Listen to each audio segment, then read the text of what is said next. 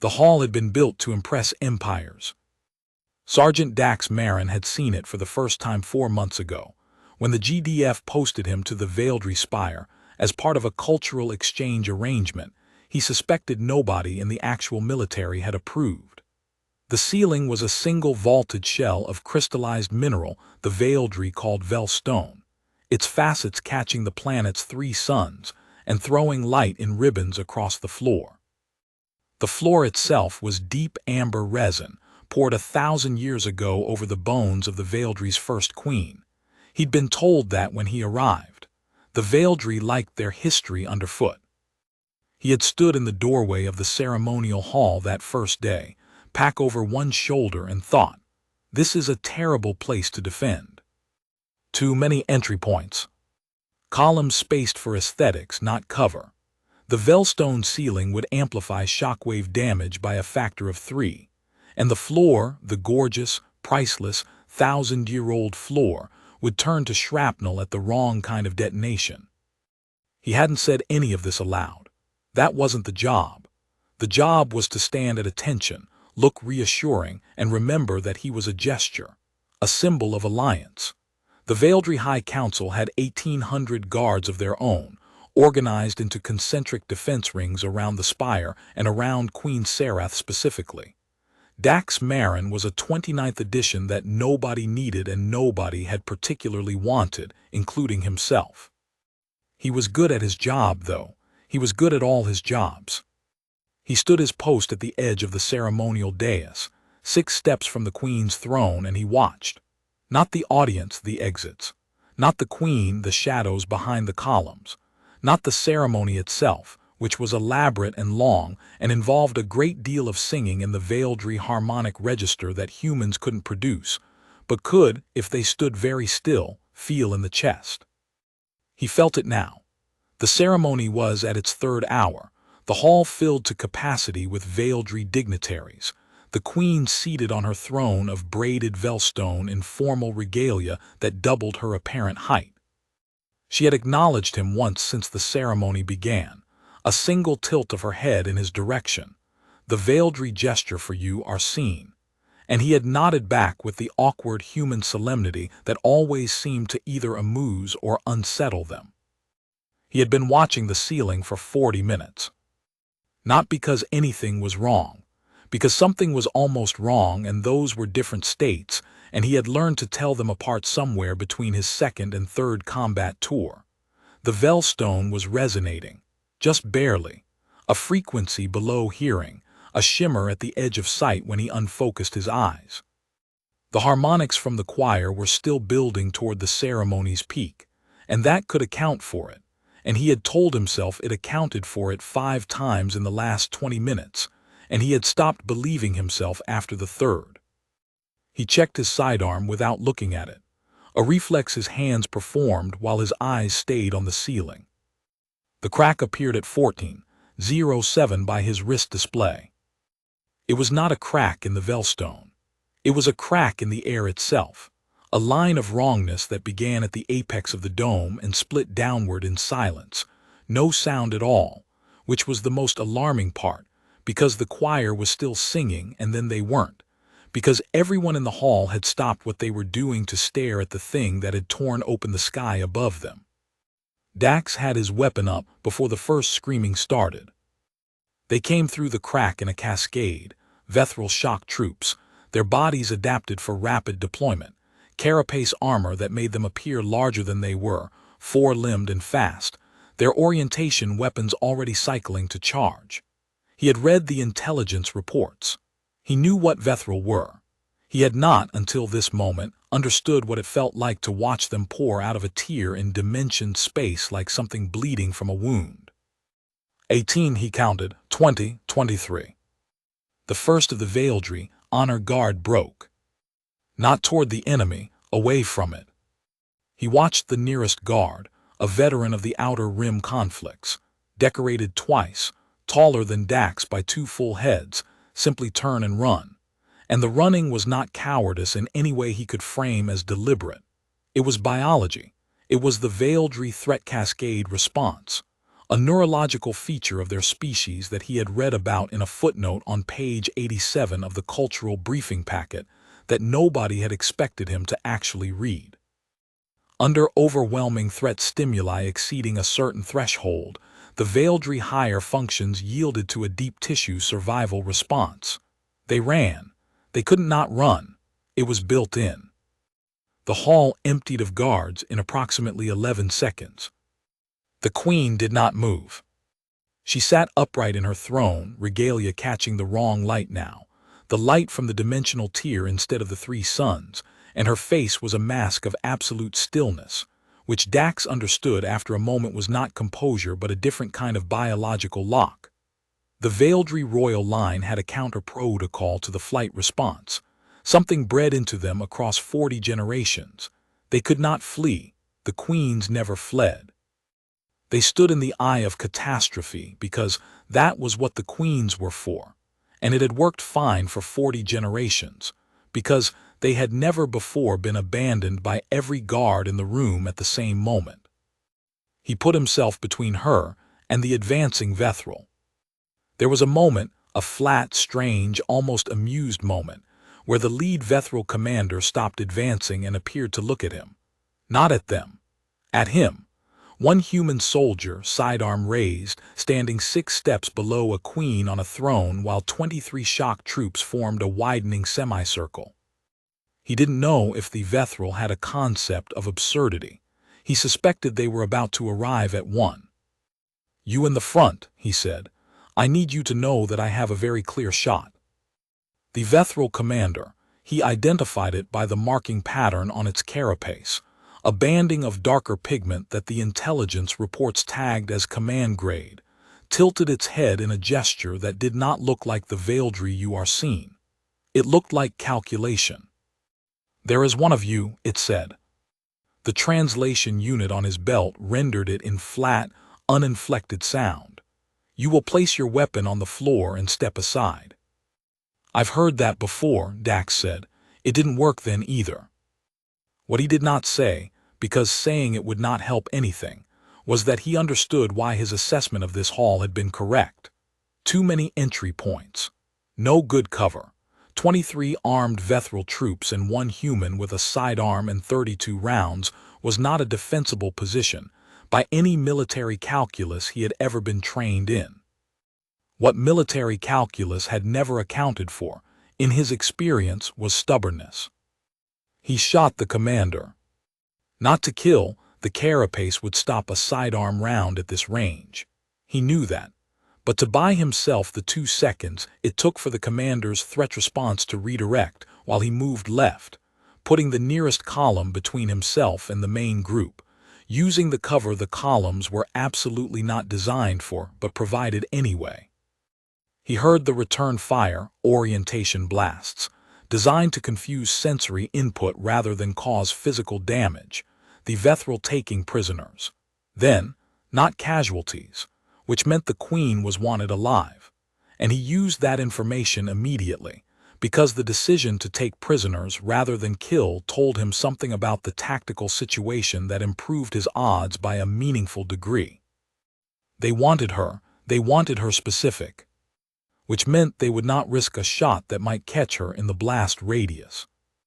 He was standing next to the queen. He moved to the base of the throne and pressed his back to its side, and it was the most defensible position in the room, because it was the one position the Vethril could not fire on without risking their prize. The queen looked down at him. "You did not run," she said. Her voice was the Veildry harmonic register, 2 tones layered, the translation unit rendering it as a single sentence while his chest felt the second tone as something almost like music. "No," he said. "Why not?" He thought about it for exactly as long as he could afford to think about it, which was not long. "It's not a thing I do," he said. She was quiet for a moment.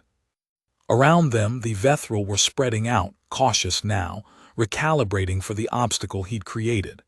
He could hear them, not words, but the clicking series they used for unit communication, fast and irregular, which meant they were problem-solving. He'd made himself a problem. Good.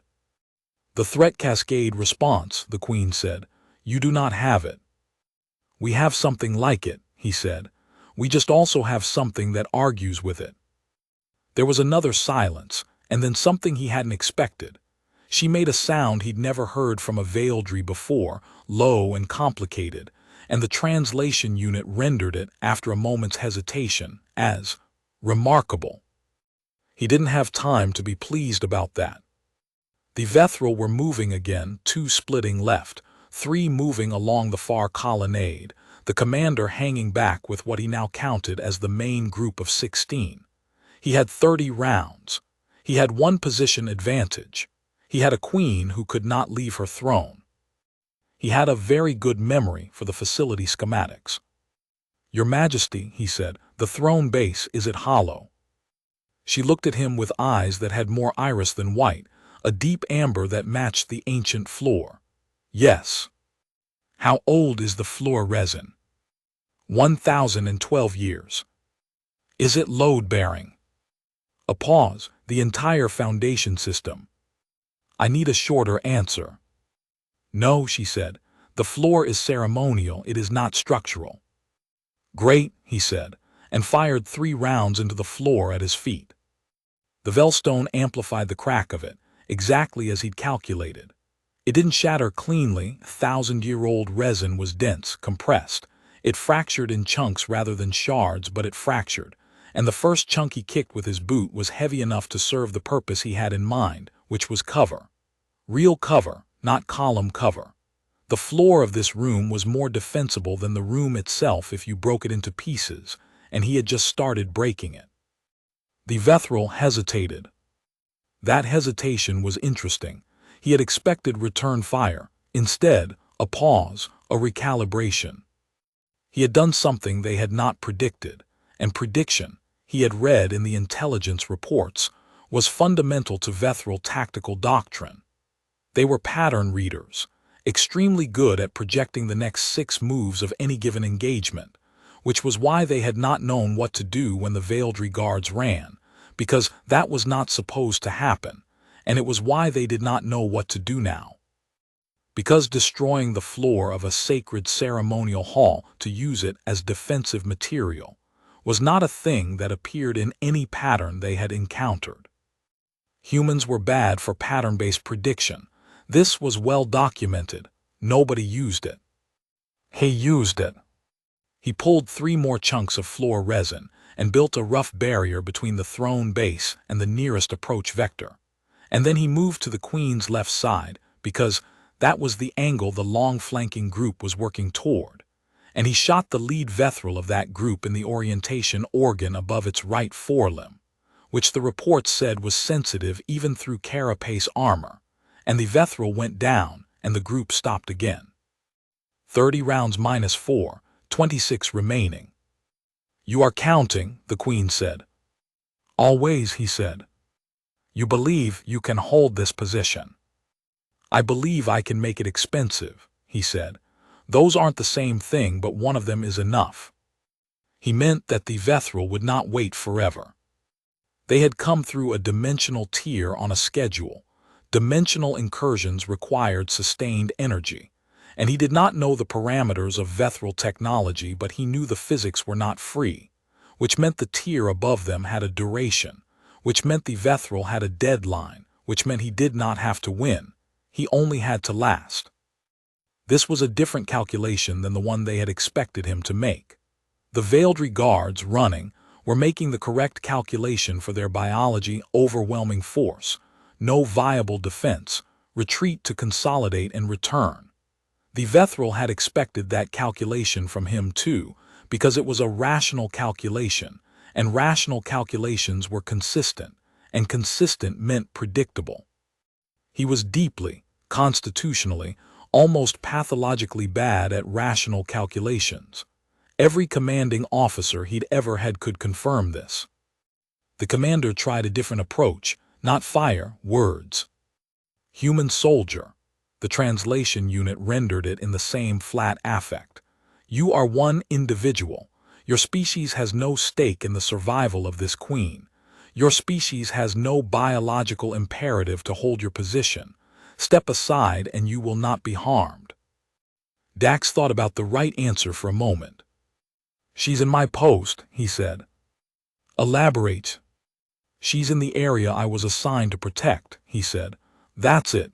That's the whole reason. You're looking for something more complicated than that, and there isn't anything more complicated than that. A clicking series from the commander. He'd begun to read them. A little, this one had the pattern he associated with deep uncertainty. You will die for a posting assignment.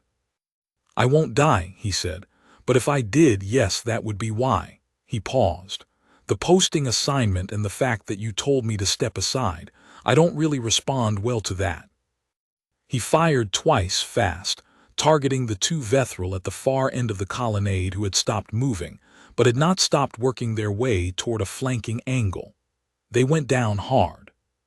Orientation weapons discharged in the fall, sending disorientation pulses, crackling across the Velstone ceiling in ribbons of warped light.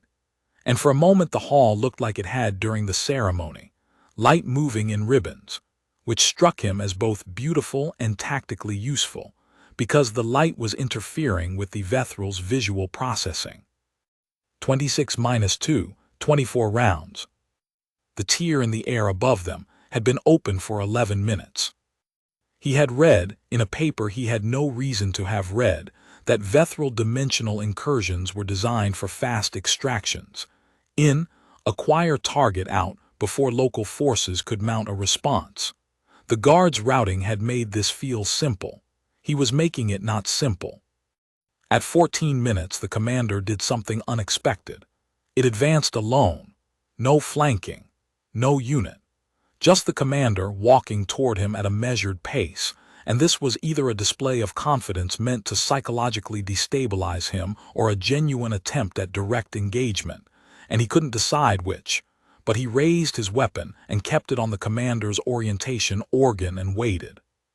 The commander stopped 6 feet away. Up close, the Vethril were different from the intelligence report photographs. The photographs had flattened them into something that looked like a threat assessment diagram. Up close they were more real, more textured. The carapace had an iridescence to it, blue-green-black, and the face, such as it was, had a complexity to the arrangement of its sensory organs that the diagrams had reduced to symbols. He found himself noticing this the way he always noticed things he didn't expect, with a kind of reluctant respect. You are not afraid, the commander said. I'm very afraid, he said. That's not relevant. Your species uses fear as a motivator. My species uses fear as information, he said. The motivation comes from somewhere else. The commander was quiet. He had the sense, and it was only a sense, not intelligence report supported, just a human animal reading another animal, that the commander was genuinely trying to understand him. Not as a tactical problem, as a thing. Where, the commander said. He hadn't expected that question. He thought about it, genuinely thought about it for 2 full seconds. Habit, he said, pride, the specific and personal fact that you told me to move, pick one. The commander made a sound he couldn't read, not the clicking series, something lower, longer. Then it said, the queen of the Veildry is not your queen. No, he said, she's my post. You will die on your post. You keep saying that like it changes something. 19 minutes. He knew it was 19 minutes because the dimensional tier had begun to change. The edges of it had a fraying quality he could see even without unfocusing his eyes. The light from it shifting from the cold blue it had been to something warmer, destabilizing, and the Vethril throughout the hall were reading it too. He could tell from the way the clicking series had shifted to a faster register. They were running out of time. The commander went back to the main group and the attack resumed, faster now, less patient. 3 vectors at once and he moved to cover them, burning rounds, not wasting shots, putting 3 Vethril down in quick succession. And then the commander did the thing he'd been most afraid of, which was to go for the queen directly while Dax was occupied. He turned. He made it to the throne before the commander did by maybe 2 steps, and the commander was bigger than him and had 4 limbs and armor, and he had 30 fewer rounds than he'd started with. And there was a moment, a real moment, not a dramatic pause, not a movie moment, just a fraction of a second where the math was extremely clear, where he understood that this was going to hurt. He did it anyway. He threw himself into the commander's forward limb rather than away from it, which was not the correct tactical response, and which completely stymied the commander's attack pattern because it was the wrong answer. The commander had been designed by evolution and training to engage beings who moved away from superior force. He had moved into it. The limb caught him across the upper chest and shoulder and sent him sideways, but he kept his feet and put 2 rounds into the commander's carapace at contact range. And at contact range, the carapace didn't entirely stop them, and the commander went down and didn't get up. He stood over the commander for a moment, chest heaving, left shoulder doing something unpleasant that he would assess later. The remaining Vethril were still. 22 minutes.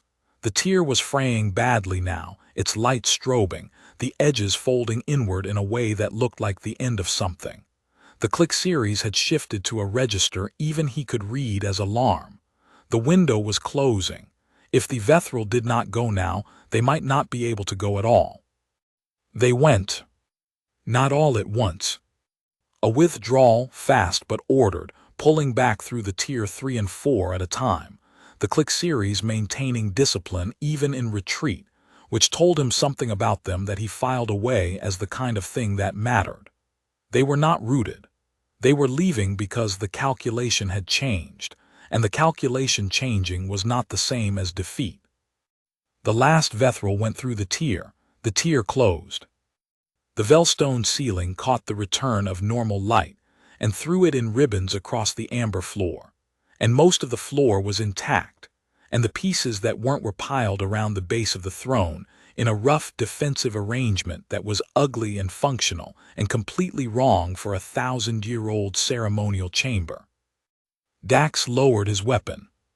He took stock of himself, ribs intact, nothing catastrophic, a burn on his left forearm from a near-miss orientation blast that would blister but wouldn't limit function. He breathed carefully for a moment, sorting out which sensations were urgent and which were not. Sergeant Marin. He looked up. The Queen had not moved from her throne. She was looking at him with those deep amber eyes, and her expression was doing something complicated. Your Majesty, you are injured. Somewhat, nothing serious. You are certain? I've had worse. I'd rather not compare, but yes. She was quiet for a moment. From somewhere beyond the hall, he heard the sounds of the Veildry guards beginning to return, the thunder cascade reversing as the threat stimulus disappeared, the biology that had emptied the room now pulling them back. They would be here in minutes. They would find the Queen unharmed, and the hall damaged, and a human soldier with a bad shoulder standing in the rubble of a priceless floor. There were going to be a lot of questions. I need to ask you something, the Queen said. Yes, Your Majesty. You knew, she said, before it happened. I observed you. You were watching the ceiling before the crack appeared. He thought about how to answer that. The Velstone was resonating wrong. I didn't know what that meant. I just knew it was wrong. The honor guard did not notice. I don't know what they noticed, he said carefully. You noticed, and you did not run. Right. Why did you shoot the floor? The question surprised him. He'd expected questions about tactics, about his training, not that one. Because it was the best available material, he said. The columns were too big to move and the floor was right there. The resin's dense enough to stop orientation blasts, I thought. I was mostly right. Mostly. 3 got through, but 3 is better than 23. The sound she made the translation unit rendered as something adjacent to laughter. He had never heard a Veildry make that sound before. You destroyed 1,012 years of history, she said. To use as rubble. "I'll pay for it," he said. "I don't know what the exchange rate is, but I'll work something out." The sound again. The guards came back then, and the hall filled with voices and motion. Dax stepped back from the throne and let the appropriate people take the appropriate positions. He was not looking forward to the part about the floor. The debrief lasted 4 hours. He gave the same account 7 times to 7 different Veildry officials of escalating seniority, and each one asked the same questions. Why did you not retreat? How did you assess the threat window? What made you destroy the floor? And he gave the same answers each time. I was posted there. I calculated the physics of the space. The floor was the best available material. The 7th official was the High Commander of the Veildry Defense Council. He asked the same questions and received the same answers and was quiet for a long time after the last one. "Sergeant Marin," he said, "the Honor Guard protocol is explicit. In the presence of an overwhelming threat stimulus beyond the established defense threshold, the protocol instructs Guard units to withdraw, consolidate, and prepare for counter-engagement. This is the correct response." "I know. It is the evolved response." "I know that too." "Then you understand that the guards did not fail. They executed the protocol correctly." He understood this was an instruction about how to frame what had happened in any report that reached GDF command. "I understand," he said. "And yet," the High Commander said, "the Queen survived because you did not execute the protocol." "I don't have the protocol, I have a different one." "Which instructs you to hold the post," he said. "That's the entirety of it, hold the post. Everything else is implementation." The High Commander looked at him for a long moment, recalibrating. The Queen's receiving chamber was smaller than the ceremonial hall and differently beautiful, low surfaces, soft light. Velstone here a darker variety that absorbed rather than scattered light, giving the room a quality of depth. She dismissed her attendants when he entered, and then it was just the two of them. "Sit," she said. He found a surface and sat. His shoulder had been field-dressed by a Veildry medical attendant, who had seemed equally puzzled and impressed by his pain tolerance, which wasn't remarkable. He'd just been through enough of this to have calibrated his reactions. "I wanted to ask you something that was not appropriate for the official debrief," the Queen said. "All right. When you put yourself in the path of the commander, the final moment, you understood the mathematics of that situation." "Yes." "And you did it anyway." "Yes." "The translation unit has difficulty with certain concepts," she said. "When I ask it to render the human word, the word for doing a thing you understand is likely to harm you, because the thing itself is correct. It gives me several options, none of which seem adequate. Courage. Duty, stubbornness." She paused. "Can you tell me which one is accurate?" He thought about it. "All of them," he said. "Simultaneously, that's kind of the thing." She looked at him with those amber eyes. "The Veildry have a word," she said. "Vel Sarat. It means, roughly, the force that holds a thing in place against the pressure that would move it. We use it for architecture, for the load-bearing elements of a structure." "Yes," he said. "I think it may also describe what you are." He didn't know how to respond to that. "I'm a sergeant," he said. "Yes," she said. "I know." And there was something in the two-tone layering of her voice that the translation unit didn't render, something he felt in his chest instead, that he understood without needing a translation as, "That is what I mean." He returned to GDF custody 4 days later. His shoulder healed. The official report ran to 47 pages and included an appendix specifically addressing the floor. He signed the appendix. The Vethril came back. Not immediately. 3 months later, on the night of the Veildry's second solstice ceremony, they came back a larger force, a different entry point, which told him they had spent the intervening 3 months analyzing what had happened in the hall and developing a revised approach. He had spent the same 3 months making 17 specific recommendations to Veildry Security about the upgraded approach he expected. 11 of his 17 recommendations had been implemented. He chose to be grateful for 11. He was back on the post when the second incursion began, reassigned by a GDF command that had initially moved to bring him home, but had reversed course after the Queen's formal request for his continued presence. He had been told about this second hand and had not known what to do with it, so he had put it in the same category he put most things he didn't know what to do with: useful information and nothing further. The second assault was larger and faster. 37 troops, 3 commanders, a tier that opened in 2 places simultaneously, a lesson learned from his calculated holding of the first tier's closing window. They had adjusted. They were smart and they adapted, and they had 3 months of data about what hadn't worked. He had 3 months of preparation, and the advantage that his preparations were not something they could have predicted, because what they had learned was the tactical shape of his response, and he had spent 3 months making his response a different shape. The Queen's chamber had been retrofitted over significant political objection, with broken floor resin distributed at 6 defensive positions, Velstone panels cut into maneuverable cover pieces, and 3 sections of the colonnade restructured to create choke points. The ceremony had moved to a different hall. The Queen had not objected. She had, in fact, been the one to suggest it. The High Council had found this remarkable. Veildry Queens did not, as a rule, accept security modifications to ceremonial procedure. She had said, apparently, that she was making an evidence-based decision. The second battle lasted 39 minutes. He worked with 6 Veildry guards who had volunteered to remain at their posts regardless of the biological response, not suppressing it, because that wasn't possible, but working with a modified protocol he had designed, which involved physical anchors and partner pair systems that had some success in interrupting the cascade before it hit the run threshold. 2 of the 6 broke and ran at the 18-minute mark.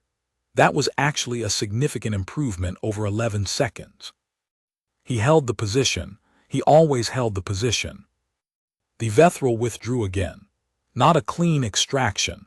They'd managed to take 3 Veildry dignitaries through the tier before the defensive response collapsed their timeline. Not a victory for his side by any metric that counted. But not what they'd come for either. At the 39-minute mark, with the tier closing and the last Vethril gone, he stood in the retrofitted chamber with 4 of the 6 guards still upright. They were looking at him, not in the way they'd looked at him the first time. This time they were looking at him the way the High Commander had looked at him in the debrief. The recalibration look.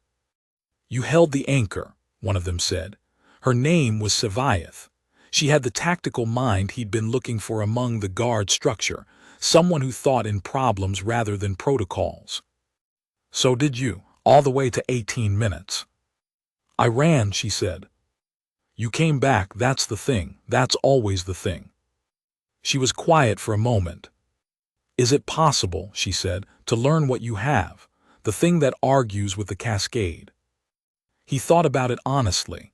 "I don't know, it might just be biology going the other direction. We're not built for the cascade, we're built for," he took the Veildry word, Vel Sarat. Savaith repeated it, not the way you repeat a foreign word you're memorizing. The way you repeat a word you've just recognized as something that already existed in you, unnamed. The Queen found him in the corridor outside the chamber, without her attendants, which he had begun to understand was not accidental. 3 months ago," she said, "you told me you would pay for the floor. I've been thinking about the exchange rate. I have been thinking about it as well. The floor cannot be restored.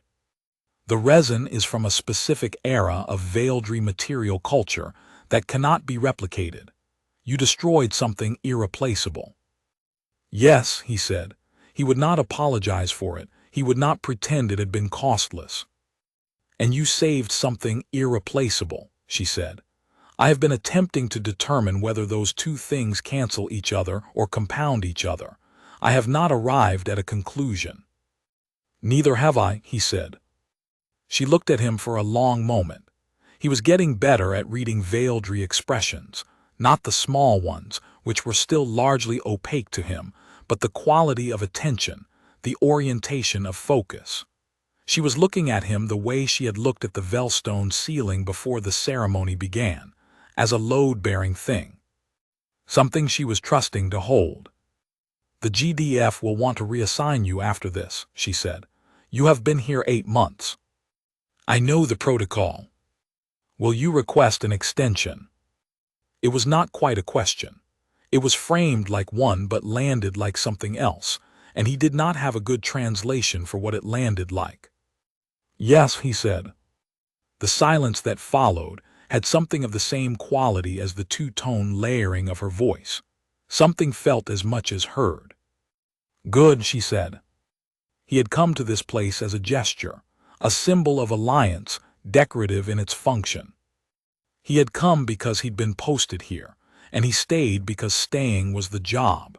And when the job turned out to be real, he did it the way he always did it, with available materials and bad odds, and a stubbornness that wasn't courage, exactly, or duty, exactly, but was the force that held a thing in place against the pressure that would move it. The third incursion came 6 weeks after the second, and the fourth, and then a longer gap, 5 months, and then the fifth, and by the fifth they had shaped into something resembling a war, which meant it had acquired all the things wars acquired: strategy, adaptation, loss, the kind of exhaustion that lived in the bones rather than the muscles. He held the post. Between incursions he worked. He worked the way he had always worked, which was methodically and without particular drama. He catalogued the Vethral's pattern analysis tendencies and designed unpredictable responses. He sat with Sevaith and her unit for hours, not teaching them to be human, but teaching them to find the thing in themselves that was analogous to the argument, the countervoice that said wait before the cascade overwhelmed waiting. He rebuilt sections of the spire's defensive architecture in ways that the Vethral's tactical projections could not anticipate because they were based on human logic applied to veiled space, alien enough to confuse prediction, practical enough to actually work. The Queen attended 2 of these sessions. Not to participate, she was not a soldier and did not pretend to be, but to observe in the way she observed things with that quality of total attention that he had come to understand was its own kind of intelligence gathering. She asked questions afterward, not tactical ones, conceptual ones. What does it feel like, she asked him once, to choose to remain when everything in your body is telling you to leave? He had thought about it for what was, for him, an unusually long time. Like the choice is the easy part, he said, and the staying is just what happens after you make it.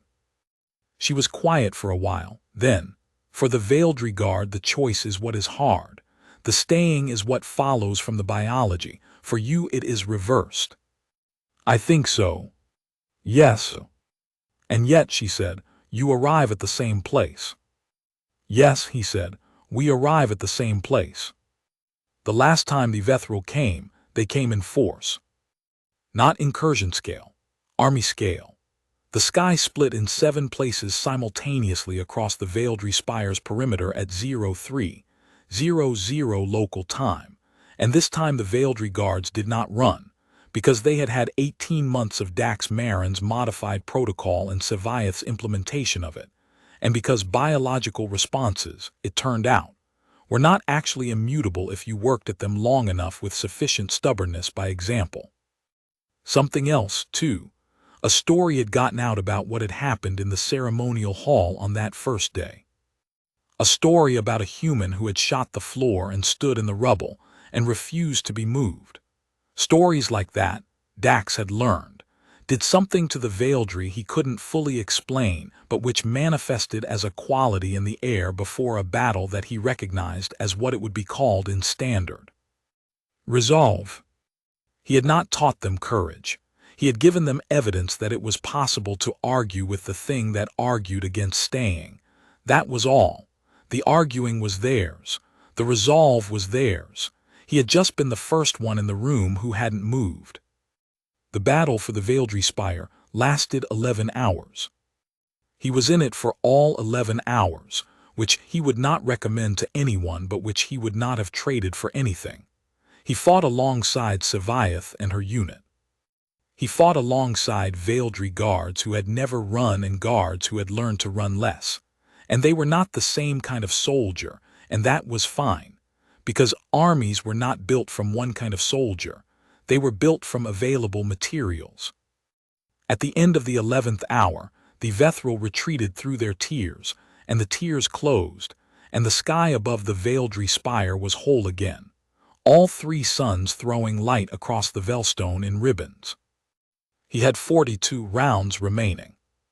He stood in the courtyard outside the spire's main entrance, Sci-Fi on his left, and counted them out of habit, and was going to need to work on breaking that habit, and suspected the cumulative total across 18 months of incursions would be a number he didn't want to think about. The Queen found him there without attendance, because that was how she found him. 42, he said before she could speak. What? Rounds left, I always count at the end. She looked at him. The amber eyes had an expression he had learned to identify as the Veldry equivalent of the thing humans did when they were trying not to show that something had moved them. Is that a report, she said, or a complaint? Neither, just a number. She was quiet for a moment. Around them, the spire's grounds were filling with the work of aftermath, damage assessment, medical response, the long process of figuring out what had changed and what could be recovered. The war had not ended today. The Vethril would reassess, adapt, return. That was what they did, and he respected it even while planning to stop it. The High Council, she said, is going to request a permanent GDF detachment. Good. They will not phrase it as a request for more people who argue with themselves, she said. But that is what they are asking for. I know. Another silence. The light moved across the Velstone courtyard. Somewhere in the spire behind them, in a chamber whose floor he had destroyed and never successfully arranged to pay for, an empty throne waited. He had been told by Sci-Fi, with considerable satisfaction, that the High Council had designated that chamber a site of cultural significance in its current state. The rubble was now historically important. It was the most Veldry thing he had encountered in 18 months of encountering Veldry things. Sergeant Marin, the Queen said. Your Majesty. You are still on post. He looked at her. He looked at the spire. He looked at the sky, which was whole again, light where there had been tears, and he thought about the first day he had walked into that hall and assessed it as a terrible place to defend, and how he had been right about that and had done it anyway because the job was the job, and the post was the post, and the Queen was in it, and she could not leave. Yes, he said, I am. The GDF debriefed him for 6 days after the first incursion. 6 days of the same questions from different faces, and on the last day, a general named Akafer, who had the specific stillness of someone who had spent a career processing impossible information without showing that it was impossible.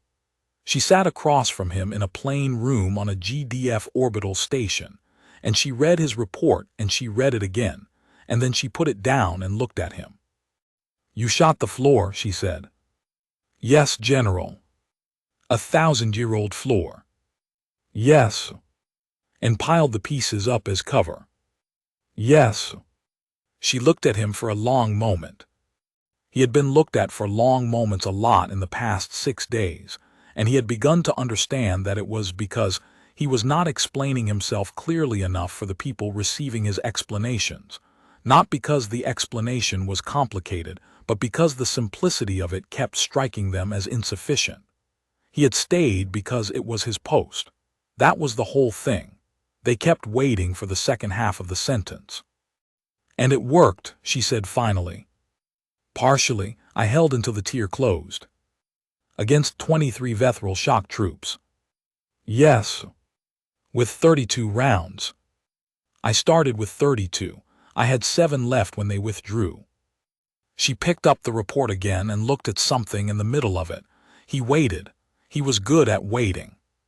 There's a section here, she said, about the Vethral commander asking you to step aside, and you declined. Yes. You declined, she said, because she was in your post. That's correct. General Akafor set the report down one more time. She leaned back.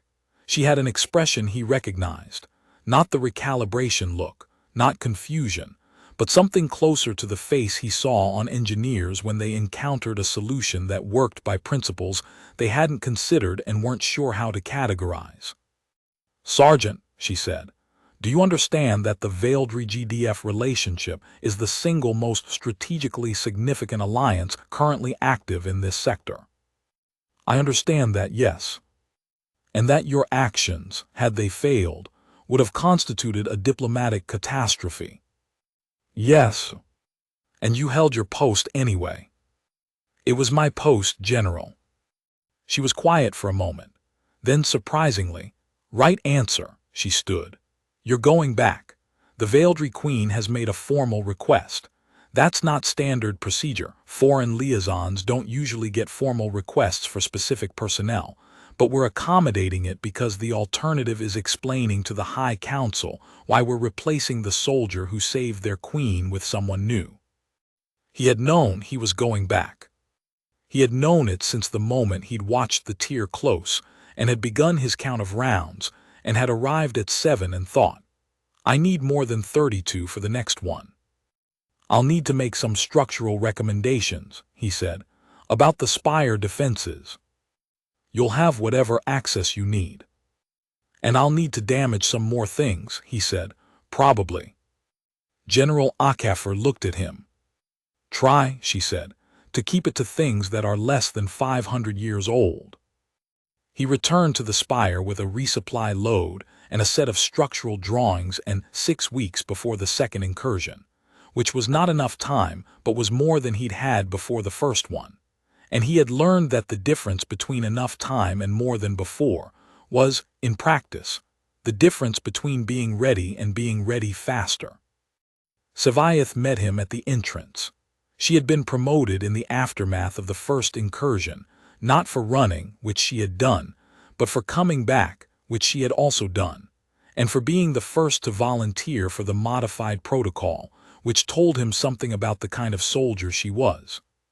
She was taller than him by the Veldry standard measure, wearing the guard uniform with its angular shoulder plates, her rank markings in the silver blue that indicated the Palace Guard Division. You came back, she said. Did you think I wouldn't? She considered that. Yes, she said. I thought the calculation was unlikely to favor it. What calculation? You are a single soldier from a species under no obligation to involve itself in our conflict, she said. The rational course would be reassignment to a less complicated post. The rational course, he said, which he had noticed was a phrase that came up a lot in conversations about him, and which never seemed to describe what he'd done, was staying the first time. Everything after that is just the job. Sevaith was quiet for a moment. She had a way of processing things that reminded him, a little of the Queen, not the same quality, but the same deliberateness, the sense of a mind that received information carefully and didn't release conclusions until it was confident in them. The guards who remained in the modified protocol trial, she said, 2 weeks in before the second incursion, when you asked them why they were doing it. I remember. None of them said they had learned to suppress the cascade response. No. They said they had learned to let it happen and then choose differently. That's right. That is not a small thing, she said. For a Veldry, that is not a small thing at all. The cascade has ended battles that should have been winnable. Queens have died in halls full of soldiers who could not help themselves. It has been this way for as long as we have record of it. He thought about how to respond to that. It's a different problem than I originally thought, he said. At first I was trying to figure out how to stop it. Then I realized the question wasn't how to stop it, but how to give something space to happen after it. The argument. The argument, he said. Savaith tilted her head, not the "you are seen" gesture, something else. Something he didn't have a translation for, but which felt like acknowledgement of a different kind.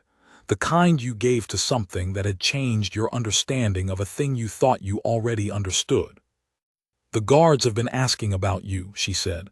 Since you left, they ask whether you are coming back. He didn't know what to do with that either. He put it in the useful information category, filed it away. Tell them I'm back, he said. The fourth incursion brought something new.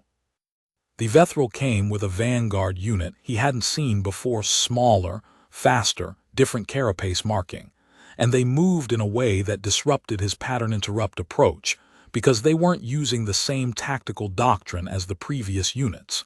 He had prepared for adaptation, but not for a completely different operational philosophy. He adapted. He always adapted. It cost him more rounds than he'd budgeted, and he took a glancing orientation blast to his right side that left him with a persistent ringing in one ear for 3 weeks, but he held. After the fourth incursion, the ringing still present, he sat in Savaith's training room and spread out what he'd learned about the new unit type, and she sat across from him, and they went through it together the way they'd learned to go through everything together, methodically, neither of them operating from a position of knowing more than the other, trading information back and forth until the picture was sharper than either had brought to the table. They sent a different kind of soldier, she said. Yes. The first 3 incursions were pattern analysis units. They came in, built tactical data, left when the data told them to. This unit wasn't doing that. What were they doing? Hunting, he said. The orientation weapons were calibrated differently. Less about disorientation, more about tracking. They were hunting a specific target. Savaith looked at the diagrams. The Queen, she said. Or me, he said. She looked up at him. I don't know which one, he said. Maybe both, but the new unit was moving differently around my position than around the general defense perimeter. The previous units treated me as an obstacle. This one treated me as a point of interest. Savaith was quiet for a longer moment than usual. Then they have studied you, she said. Yes. They are learning to predict you. They're trying, he said. Which means I need to be more unpredictable, which is annoying because I find predictability extremely useful, and I've spent years developing habits that are very good habits, and now I have to make new ones. She made the sound the Veildry made when something was both serious and slightly absurd. You sound unhappy about this. I'm very unhappy about it, he said, but I'll do it. Annoying isn't the same as impossible. She looked at him across the diagrams for a moment. Then, the Queen asked me to pass a message. He waited. She said, the exchange rate for the floor has been calculated. It is 1 life, yours as you currently have it. He sat with that for a moment. That's not how exchange rates work. I am told that you can raise that objection directly with the Queen if you wish. He thought about raising it. He thought about the way the Queen found him after every engagement, without attendance, not coincidentally. He thought about the way she asked questions that weren't tactical questions, that were about the mechanism of the thing he was, the Vel Saret principle of it. Tell her, he said, that I'm nowhere near done with the payments. The 5th incursion, the longer gap, 5 months, which told him they were doing something more significant than recalibration, arrived with a complexity he hadn't encountered before. They opened a tier inside the spire itself, not above it. Inside, in the deep corridor system below the ceremonial level, which told him they had somehow obtained the internal schematics, which told him there was an intelligence breach somewhere in the Veildry administrative structure, which was a problem he flagged immediately, and which the High Council found extremely uncomfortable to receive. He had expected the discomfort. He had not let it change the flag. The fifth incursion was stopped in the corridor system before it reached the Queen's chambers, which was the first time he had stopped an incursion before it reached its objective, and which should have felt like a victory, and mostly just felt like information. Specifically, the information that 12 months of preparation and Seviath's trained unit, and the physical defensive modifications he'd made to the corridor system, had changed the geometry of the fight in a way the Vethral had not fully accounted for. They were still adapting faster than he could predict them. But he was adapting too, and he had an advantage they didn't. He had been wrong about things before, and he was comfortable with it, and every time he was wrong it made him better, and the Vethral, from what he could observe, did not have the same relationship with being wrong. Humans were very good at being wrong. This was, in his experience, significantly underrated as a skill. On the night before the final assault, the Queen summoned him. Not to the receiving chamber. To the place she went when she was not being the Queen in any official sense. A small room off the highest level of the spire that had no Velstone in it at all. Just plain pale material, and a single window that looked at all three suns setting at once over the Veildry plains, which happened only twice a year, and which he had never seen before. She was sitting at the window when he came in. The three suns were at the horizon, stacked at different angles by the geometry of the planetary system, and the light they made together was a color he didn't have a word for, not quite amber, not quite gold, something in between that felt like something between warmth and regret. "The Council's scouts have assessed the Vethral position," she said without turning. "Tomorrow." "I know," he said. "I've seen the assessment." "They are bringing everything," she said. "The full assembled force. It is not an incursion. It is an attempt to end this." "Yes," he said. "You have been on this post for 18 months, she said. "Tomorrow will be different from everything before it." "Yes," he said. She was quiet for a moment. The three suns moved. The color in the window changed. "I cannot ask you to hold a position that cannot be held," she said. "You're not asking me anything," he said. "You just told me tomorrow is the day." She turned and looked at him. In the light of the three setting suns, she looked different from how she looked in the ceremonial hall, not less herself, but more so, stripped of the regalia and the protocol and the stillness as performance. Just the Queen, which was a different thing. "There is a word in the Veildry language," she said, "that has no precise standard translation. Sarathvel. It means, the reason a structure continues to stand after the force that built it is gone." He looked at her. "I have been thinking," she said, "that it may also describe what a person becomes to a place, to a people, a pause, to someone." He didn't say anything. He was not someone who was particularly good at this kind of conversation, and he knew it, and he was aware that his silence could be read as distance when it was actually the opposite. He was standing very still the way he stood still when the Velstone resonated wrong, holding as much of the signal as he could receive. "I am the Queen of the Veildry," she said. "I cannot ask for things I want. I can only do what the Queen must do." "I know," he said. "And you are a sergeant of the GDF," she said, "and you hold your post." "Yes." "Then we know," she said, "where each of us will be tomorrow." The light changed again. The three suns crossed the horizon and the color became something else, deeper, and the room was dim. He stayed at the window for a moment after she had gone, watching the dark come, and then he went to check his ammunition and his equipment and his defensive plans, because tomorrow was the job, and the job was the job, and there was a Queen in this place who could not leave, and he was the force that held the thing in place against the pressure that would move it, which was not courage exactly or duty exactly, and was not love in any word he knew how to use, but was all of those things in the same moment. Simultaneously, which was kind of the thing. He was ready.